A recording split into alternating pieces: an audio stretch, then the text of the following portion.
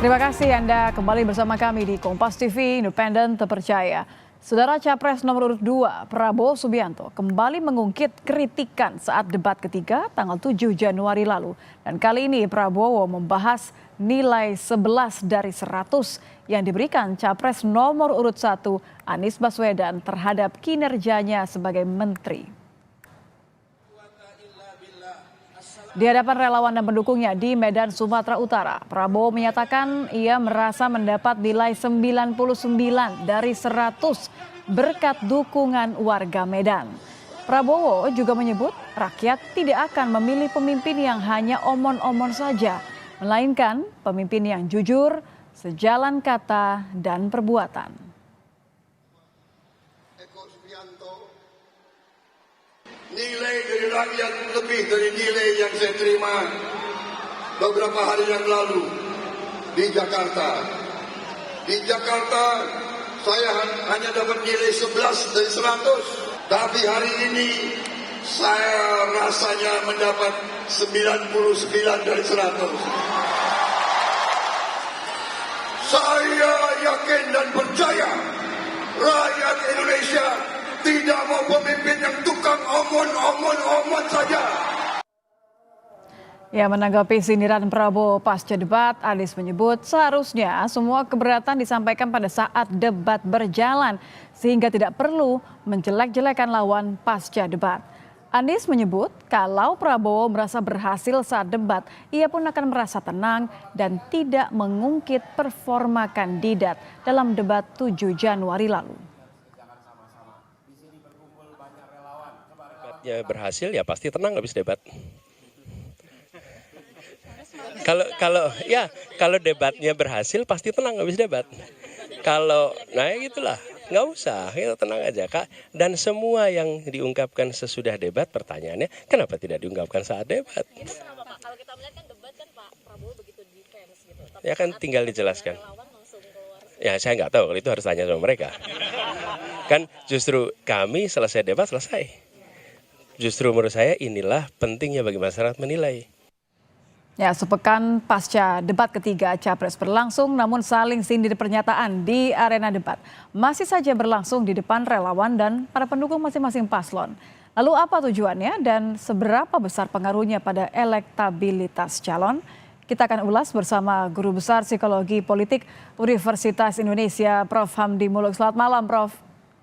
Selamat malam Nitya, selamat malam para pemirsa Kompas yang budiman. Prof, kalau kita lihat ini saling sindir, serang pasca debat, menurut Anda ini sebenarnya seberapa efektif sih dampaknya pada elektoral masing-masing paslon? Nah, cara membacanya begini, elektabilitas itu ditentukan oleh satu, apakah kandidat itu dikenal secara luas, dan kita tahu rata-rata sudah sampai 90% tingkat pengenalannya. Kedua, dalam survei jadi dilihat seberapa dia disukai kandidat itu, yaitu ukuran untuk kedisukaan dan setelah itu ukuran elektabilitas. Nah, yang ingin saya katakan bahwa pembentukan 3 komponen itu sudah berlangsung lama. Kurang lebih beginilah, kalau orang sudah punya kesukaan terhadap calon, kalau dalam psikologi kita bicara sikap sih sebenarnya. Sikap itu apakah kita bersikap positif terhadap seseorang, apakah kita menyukai, dan bahasanya sekarang elektabilitas itu sudah terbentuk lama. Nah, makanya dalam voting behavior kita mengenal apa yang disebut dengan orang-orang yang sudah menentukan sikapnya jauh-jauh sebelumnya. Artinya dia sudah suka terhadap kandidat itu.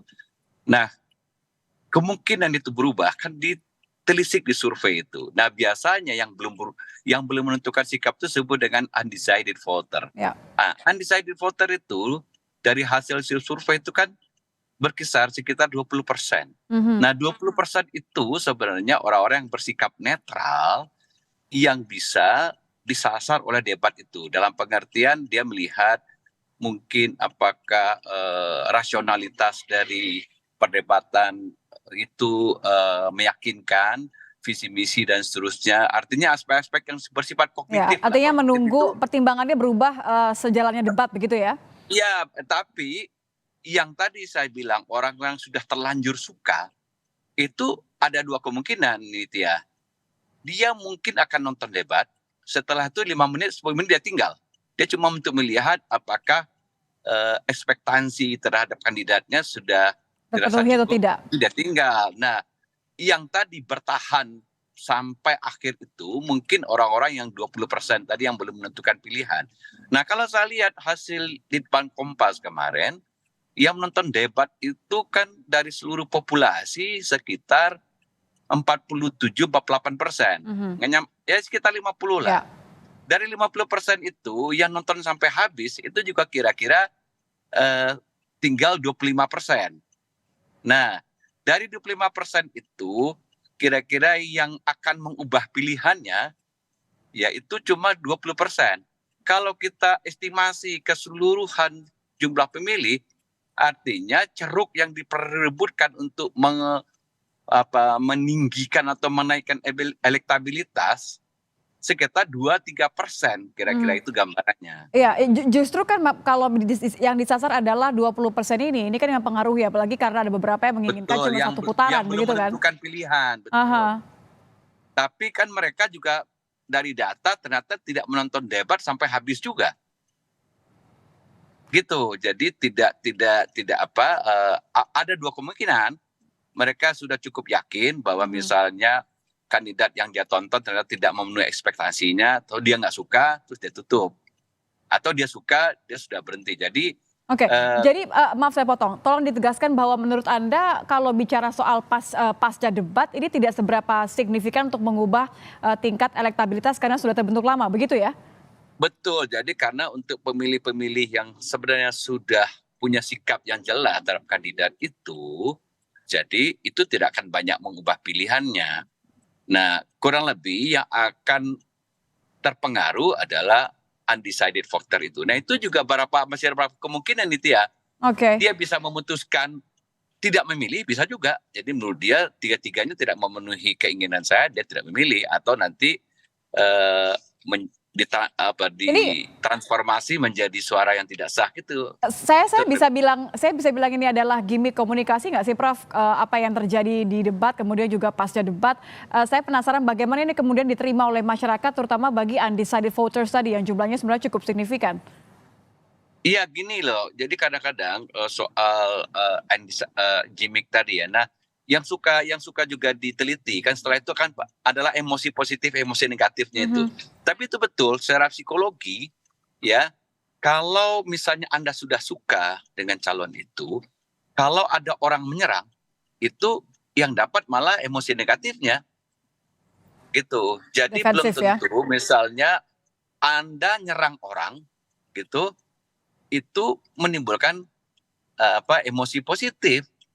Bahkan ada yang sebaliknya, ada orang diserang di dalam debat itu malah menimbulkan semacam belas kasihan atau semacam simpati begitu. Ini orang kok jahat banget ya, kira-kira begitu. Malah berbalik begitu. Jadi belum tentu orang yang sepertinya dalam tanda kutip begitu agresif, attacking semua lawan lain tidak dibuat berdaya, dia mendapatkan respon positif begitu. Belum tentu. Oke, jadi belum tentu kemudian arena di luar debat ini akan berpengaruh untuk mengubah pilihan para 20% ini sebagai undecided voters. Ini kan sudah menjelang debat keempat ya, Prof ya. Saya ingin tanya dua hal. Yang pertama adalah seberapa jauh strategi ini akan dimanfaatkan lagi dan lagi oleh para paslon. Targetnya lagi-lagi adalah elektabilitas dan juga bagaimana masyarakat menyikapi gaya ini, menyikapi gimmick ini, karena bagaimanapun juga ya mereka harus membuat pilihan tanggal 14 nanti. Iya, sebenarnya gimmick itu bisa bisa bumerang efek juga gitu menurut saya tadi ya.